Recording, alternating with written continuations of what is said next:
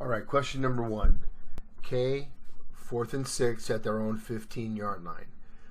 K12, the punter, muffs the snap. He recovers the ball and starts to run. He suddenly stops and kicks the ball.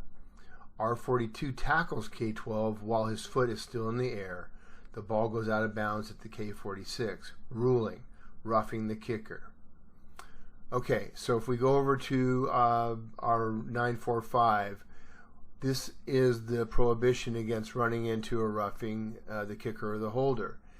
And it says a defensive player shall neither run into the kicker or holder, which is contact that displaces the kicker or holder without roughing, nor block, tackle, or charge into the kicker with a scrimmage kick, or the place kick holder, other than when contact is unavoidable because it's not reasonably certain that the kick will be made. And that's the situation that he's trying to describe. He is the guy that wrote these tests. So in this case, the answer is false. All right, let's move on to question number 2. Question number 2. K, free kick from the K40. So more than likely this is a kickoff, right? K6 kicks the ball high and short. K49 blocks R56 at the R45 so that K22 can catch the non-grounded ball. This is kick catching interference. So the rule reference is 656. If we go over to 656, it says, while any free kick, that's what this is in flight in or beyond the neutral zone to the receiver's goal line, or any scrimmage kick is in flight. Now, scrimmage kick is a punt, field goal, so on. We're not talking about that right now. Beyond it is in flight beyond the neutral zone to the receiver's goal line. K shall not touch the ball or R unless blocked into the ball or R, or to ward off a blocker, or they also cannot obstruct R's path to the ball. And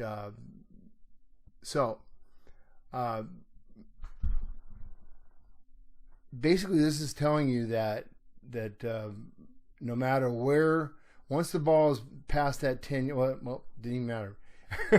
Once the ball is in the air until it's grounded, K can't touch it. K cannot catch it. The only exception to this is on a scrimmage kick, punt. If there's no R players nearby, then K can catch the ball. But this is not a punt. This is a free kick, and so that exclusion does not apply. So this is indeed kick catching interference. So the answer to question number 2 is true.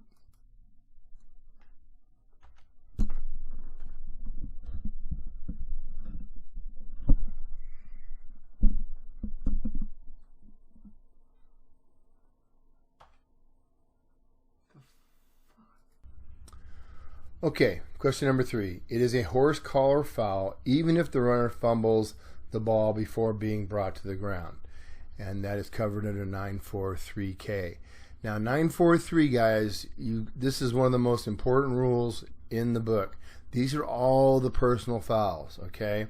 So read this one over and over and over again. So 943K says, well, it starts off with no player or non-player shall, and then lists all these things that they're not supposed to do. These are all personal fouls.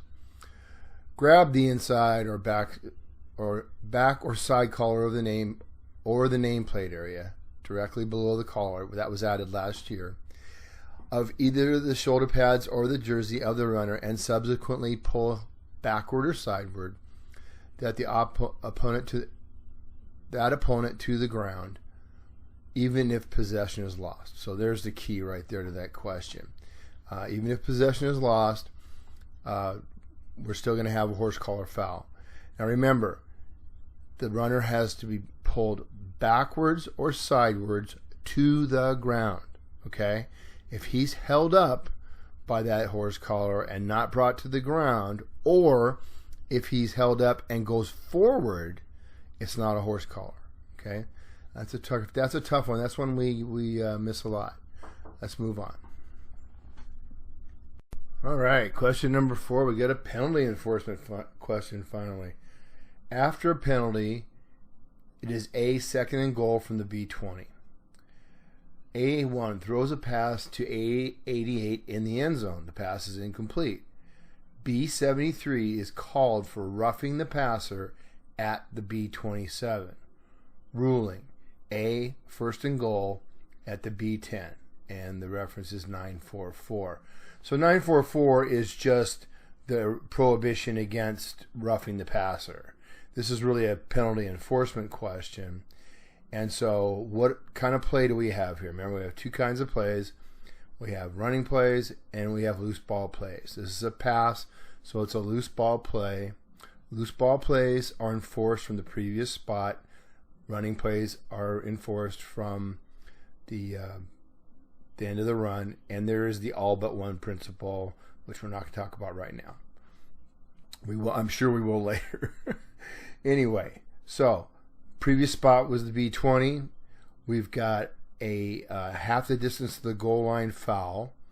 And roughing the passer, if we go over here, includes an automatic first down. Remember, there are only 4 fouls that include automatic first downs, and they all have the word roughing in them.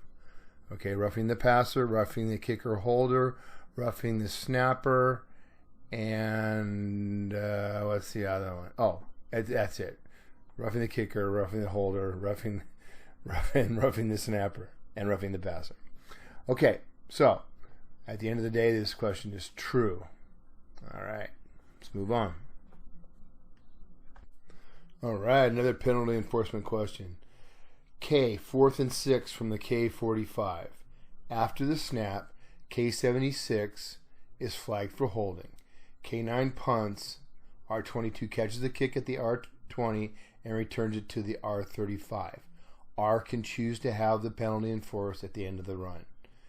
And so 10.4.2 covers the basic spot. And again, this is a rule you want to read over and over again. Okay? So, not going to read the whole thing. But the exception that was added a couple years ago, the basic spot may, at the option of the offended team, be the succeeding spot for fouls by K during a free or scrimmage kick down, other than kick catching interference. That's handled differently. Okay, prior to, and it goes on to say it has to occur prior to the end of the kick, and K has to be the next to put the ball in play. In other words, K didn't fumble it; they didn't lose the ball. So, this is true. They have the option of re-kicking or tacking the penalty on from the end of the return. So this is true. Okay, question number 6. A, 1st and 10 at the B42. A89 is running down the sideline when he tips the forward pass. He accidentally steps on the sideline at the B22 and returns inbounds to catch the ball at the B20 where he's tackled. Ruling: offensive pass interference because A89 went out of bounds. And then you see all these rule references, 7, 5, 7, 8, 9, 10, 11. Those all have to do with pass interference. This is not pass interference. I'm not going to show you all those rule references. What it is illegal participation. And that's covered under 962. No player shall intentionally go out of bounds during the down and return to the field, intentionally touch the ball, influence the play, or otherwise participate. Now, we can spend a lot of time talking about illegal participation. It's a complicated rule and deserves discussion. But in this case, he went out of bounds, he came back onto the field, and he touched the ball. So he illegally participated. That's a 15-yard foul. And because it's a loose ball play, it's going to be enforced from the previous spot. So the answer to question number 6 is false. Okay, question number 7. K, 4th and 5 at the R45. K16 punts the ball. R22 muffs the kick at the R10. Okay, so he's touched it. As the kick is rolling at the R24, K26 pushes R22 in the back and recovers the ball at the R25. Ruling, legal play. So the rule reference is 935B. That's right here. A player shall not block an opponent in the back except in the free blocking zone, using hands and arms to contact an opponent above the waist in warding off a blocker, or when attempting to reach a runner or catch or recover a loose ball which he may legally touch or possess. So that's exactly what we have here. So this happens not frequently, but it does happen. Don't be that guy that throws a flag for an illegal block in the back when they are basically hand fighting to get to the ball. You know, they can legally block in the back. And so the answer here is true. Okay, question number 8. A 3rd and 3 at the B36. A12 throws a legal forward pass, which is possessed by airborne A87 inbounds near the B30 sideline. A87 is forcibly contacted by B92, we're assuming this is legal contact, at the B32 and pushed so he crosses the sideline at the B31 and lands out of bounds. This is a completed pass at the B31. And the rule reference is 241. So again, rule 2 is so important. Study it, study it. So this is a definition of a catch. And the definition says a catch is the act of establishing player possession of a live ball, which is in flight, which he's done, and first contacting the ground in bounds while maintaining possession of the ball. He did not contact the ground in bounds while he maintained possession, but he didn't contact the ball. And then there's a caveat of or having forward progress of the player in possession stopped while the opponent is carrying the player who's in possession and in bounds. Don't worry too much about that one. That's literally the idea that a receiver is up in the air, catches the ball, the defensive player catches the player off the ground and then carries him out of bounds. I've never seen it happen. I suppose it could happen, but don't look for it. So there used to be a rule a few years ago that we could judge that a player would have been in bounds if he had not been contacted while he was in the air. They took that rule out. I'm sure that's why this question is here. So the answer to the question number 8 is false. All right. This next question is a real butt kicker. Just to give you a little context, in order to qualify for finals and state playoffs, officials in our association have to take what's called a bar exam. And it's 25 very difficult questions. And the majority of the questions that were missed, and there are a lot of referees in taking this test, was on enforcement spots when the ball is when possession is lost. So normally, if we have a pass and a reception and a subsequent run and then a fumble and there's a foul before the run and B retains or B gets possession of the ball, the enforcement spot is the previous spot, which would be, we just go back to where we started and mark off the penalty. If the play occurs during the run, or the penalty occurs during the run by B, and B recovers, we're going to enforce from the end of the run. And remember from our definition of a run, the end of the run is where the player lost possession. So the enforcement spot would be the place where he fumbled. That's why we beanbag. okay?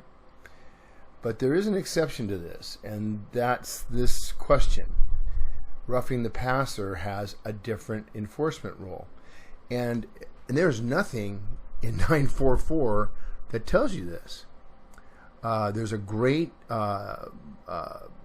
casebook study right here, 944C, that goes through a myriad of possible plays and outcomes. You should definitely spend some time reading this. The actual answer to this question is contained in the penalty summary. So we go all the way down to the penalty summary, and we've got 944 roughing the passer, 15 yards and a first down from the dead ball spot. That's important. The dead ball spot. When the dead ball spot is beyond the neutral zone and A has possession of the ball at the end of the down. Okay, so here's the situation. Let's look at this question. A second and an 8 at the B22. A18 throws a legal pass, which is caught by A80 at the B10, where he is hit and fumbles. The ball rolls out of bounds at the B6. After releasing the ball, A18 was roughed by B75 at B30. Ruling: penalize B half the distance to the goal from the B10 and an automatic first down. Now that would be true on any other kind of foul except roughing the passer, because roughing the passer says 15 yards and a first down from the dead ball spot. Well, where's the dead ball spot? It is the B6, right? Ball went out of bounds at the B6. So, I know this is going to be tough to remember, but try to, review that 944C case study and really try to commit it to memory. And then just remember that all your normal enforcement rules apply when possession is lost after a pass for everything but roughing the passer. So the answer to question number 9 is false. All right, let's move on. Question number 10. A third and goal at the B15.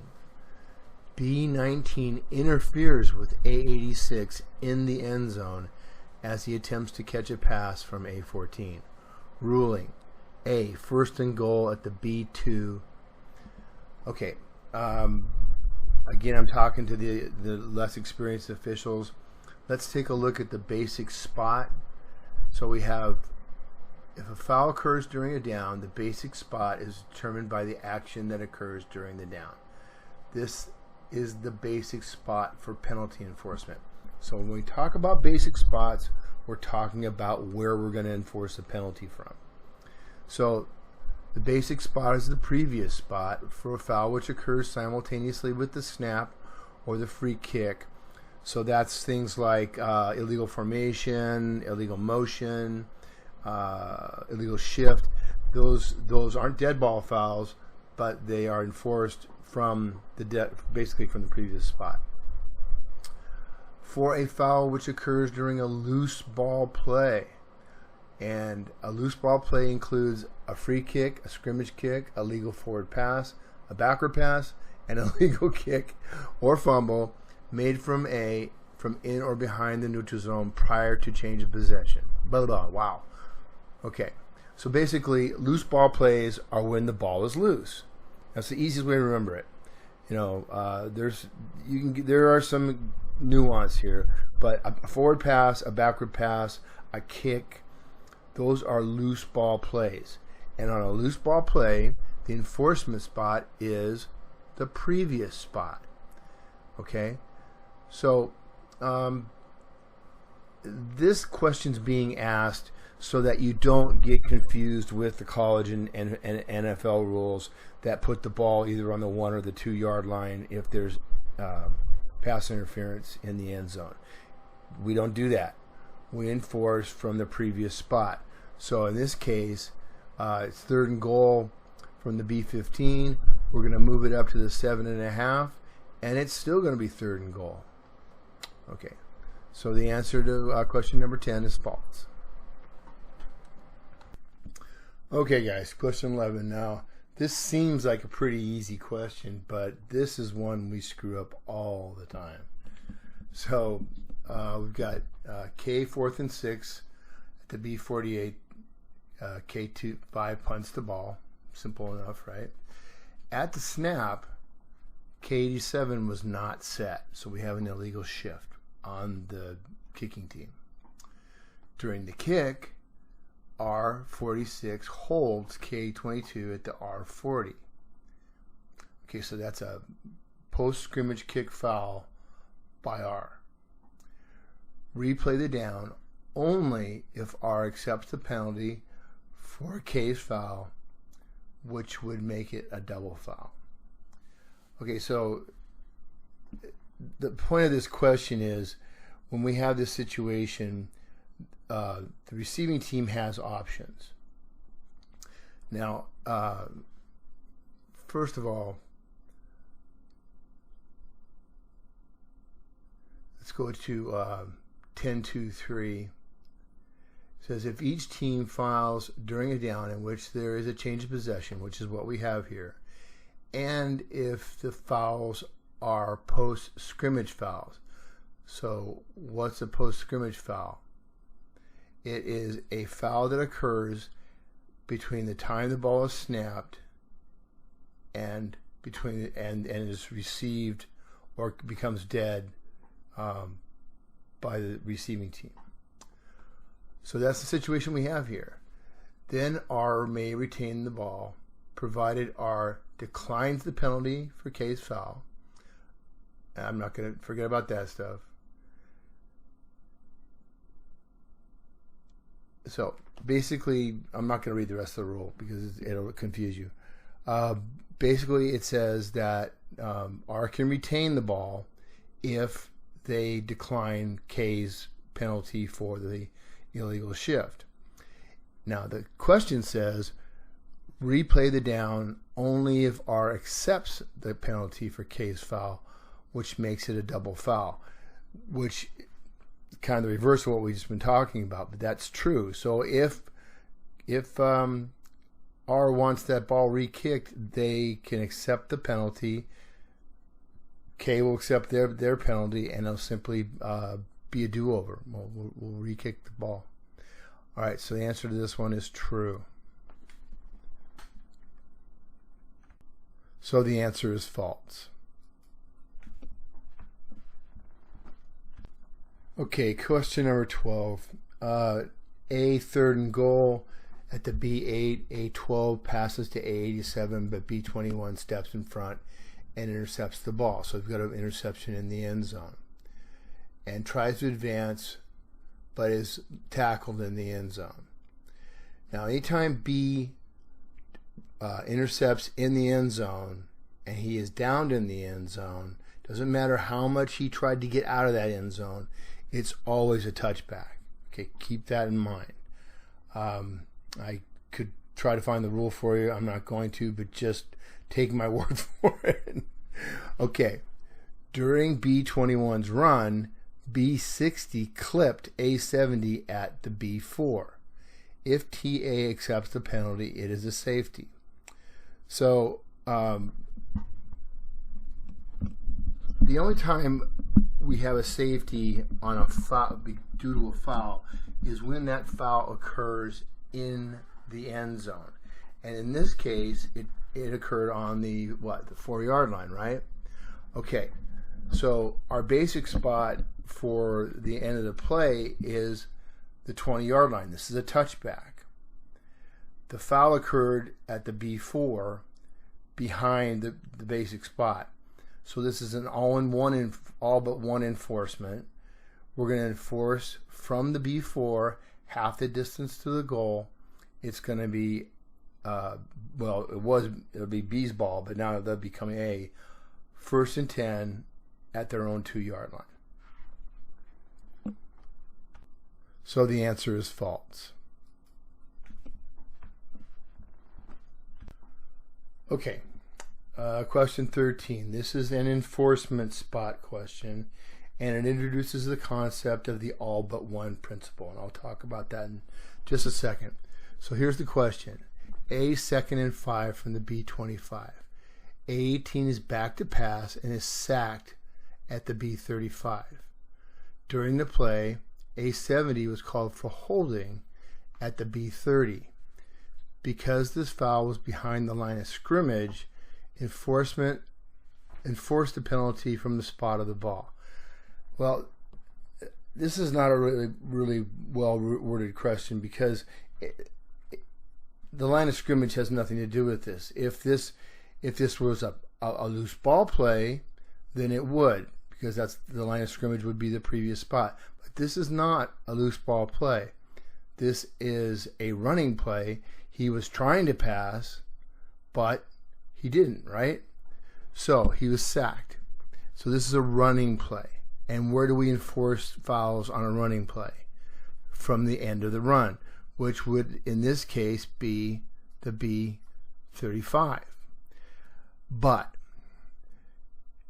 the enforcement principles dictate that there's one type of foul. Let's see if I can get this. It is assumed that the only foul that would give this aid is a foul by the offense behind the basic spot.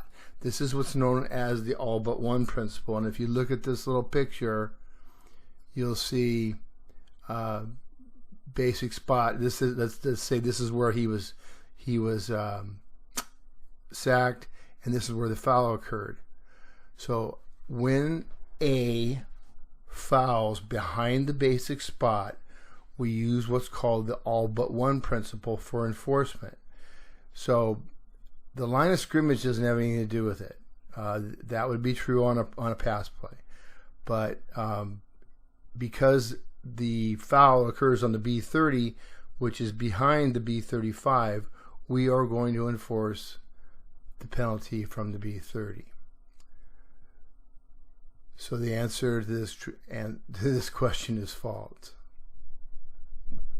Okay, question number 14. A 2nd and 10 at the A30. A22 receives a handoff from A12 and runs to the A35. He is tackled hard by B60 and jumps up and gets into the face of B60. B60 then swings and misses A22. Both players are disqualified for fighting. Okay, let's talk about fighting first. Anytime we have a player taking a full swing, not just like a push, but a full swing at another player, whether they connect or not, that is fighting. They are ejected, period. Okay, there's no ifs, ands, or buts. Now, what B60 did, incited possibly the swing, but that is not fighting. That is unsportsmanlike conduct. Okay, unsportsmanlike conduct never involves physical contact. If there's physical contact, it's usually a personal foul. So we have two different types of fouls here. They will be offsetting, but B60 is out for the rest of the game. So the answer to this question is false. Question number 15. A is on the B3, and this is a try. A is trailing by 2 points, 28-26. With no time remaining on the game clock, A15 completes a pass to A81 for a 2-point try to tie the game. During the play, B14 is flagged for pass interference. A can have the penalty administered to start the overtime procedure. And the rule reference is A35. If we go over to A35, it says, if during a successful try a foul by B occurs, A is given the choice of accepting the penalty and replaying the down, which they wouldn't do because they just scored 2 points. They can't score any more points. Or accepting the result of the play and enforcement of the penalty from the succeeding spot. Now, this is one of the few times where a penalty at the end of a game with a tie game will carry over into overtime. Other examples include a dead ball personal foul that occurs after the try is finished. There's a couple other ones. I don't want to confuse you, but this is a very rare occurrence, but it can happen. So the answer here is true. Okay, question number 16. A first and 10 at the A12. A16 is back to pass. While in the end zone, B63 grasps and twists the face mask of A16 when he tackles him for an apparent safety. After the penalty, it is A first and 10 on the A27. So we want to ask ourselves, what kind of play is this? Is it a loose ball play or is it a running play? It's a running play. Even though he meant to pass, he did not. He was a runner. So he was tackled in the end zone.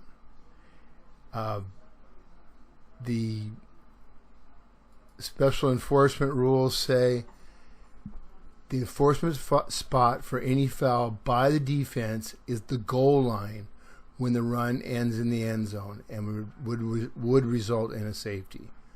Okay, so he is enforcing the penalty from the A12, which is incorrect.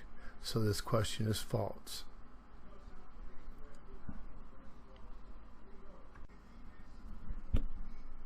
Okay, question number 17. A third and 24. A30 at the A30. A83 attempts to catch a legal forward pass at the A37. The pass is too high and has flown over his head. B92 uses his shoulder to forcibly contact airborne A83 in his back. This is a personal foul for targeting. Okay, so targeting's been a big emphasis for us for a couple of years. Let's look at the definition. Targeting is an act by any player who takes aim and initiates contact against an opponent above the shoulders with the helmet, forearm, hand, fist, elbow, or shoulders. Okay, so this is not targeting, but it's still a foul. This is excessive contact on a defenseless player. So while the answer is false, it is a foul. Okay, I want to emphasize that. All right, let's move on. All right, question 18. K, 4th and 8 at the K30. K is in a scrimmage kick formation. A scrimmage kick formation is either a player standing 10 yards or more behind the center, or a holder kneeling down 7 yards behind the center. Keep that in mind. Those are important numbers.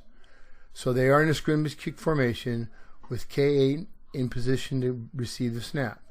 At the snap, R56 contacts the snapper. K8 fakes a kick and runs to the K40. It's K's ball, 1st and 10 at the K40. There is no roughing the snapper because K8 did not kick the ball. And the rules reference is 946. 946 says roughing the snapper. A defensive player shall not charge directly into the snapper when the offensive team is in a scrimmage kick formation.